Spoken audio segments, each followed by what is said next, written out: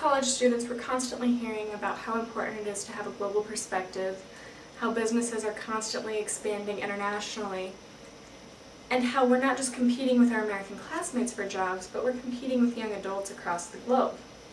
I know I personally am a little bit concerned with how we measure up, particularly in the areas collectively called STEM, which stands for science, technology, engineering, and mathematics.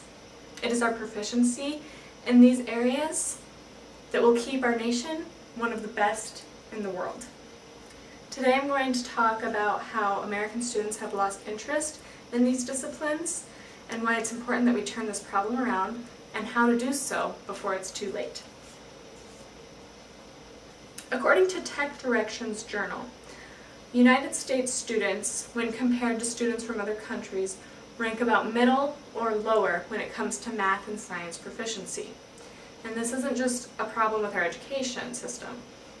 American students are losing interest in these disciplines. In United States middle schools and high schools, we're very interested and concerned with sports and extracurriculars, pursuing our dreams and finding what we love, which is great. I don't think that we should deprive our students of a well-rounded education. But I think it's also very, very important to keep in mind what school is for, and that it's important to teach our students useful information that will serve them well in their lifetimes.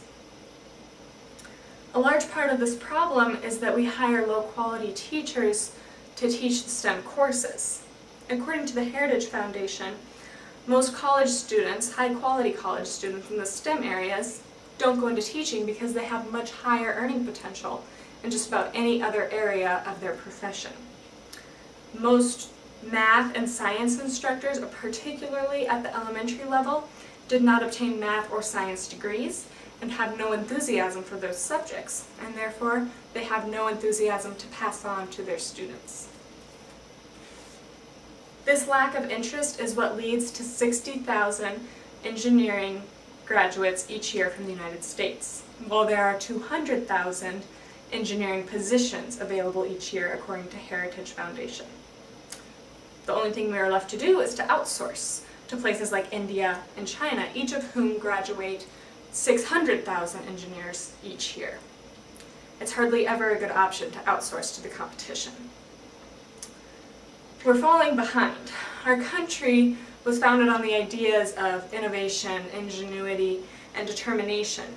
And this isn't just about being the greatest country in the world, but it's about being to sustain ourselves and to defend ourselves. Other countries are zooming ahead of us in areas like food science and energy conservation and warfare technology.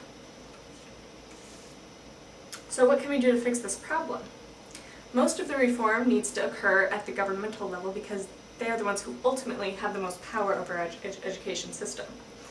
This problem needs to be addressed with full force and with young kids. By middle school, most students have lost their interest in math, science, technology, and engineering.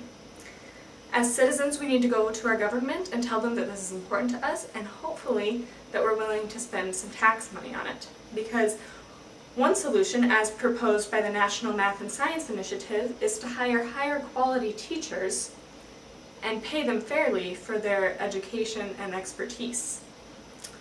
These teachers will not only understand the material better, they'll be able to teach more efficiently, and most importantly, they'll be able to instill an excitement in the subject in their students. Another proposal set forth by the Opportunity Equation Initiative is to raise the standards in the STEM areas in our schools and to improve the assessments so that they more accurately reflect what students have learned and what they know how to do in areas included in STEM. What can you do? First of all, please contact your government representative and let them know that this is an important issue and something that you're concerned about as a college student emerging into adult life. I know most of us are in college and we've already decided our major and none of us are probably going to change, but why not try a STEM class? You know, it's never too late to make up for lost time and start educating yourself on these very, very important areas.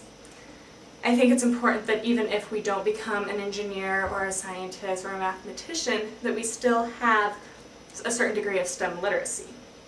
So I urge you to at least try again. If you don't have time to enroll in a STEM class, at least try to read an article from the science and technology section of the newspaper every once in a while. This is a problem that I think is really important to solve. I've tried to explain why and how students have lost their interest in the STEM areas and some ways that we can hopefully get that turned around before it's too late. I'm sure everyone has heard the expression that knowledge is power, and I think that's true, and I feel that recently we've become a lot less knowledgeable, relatively speaking, and that's not acceptable to me, and I hope it's not acceptable to you either.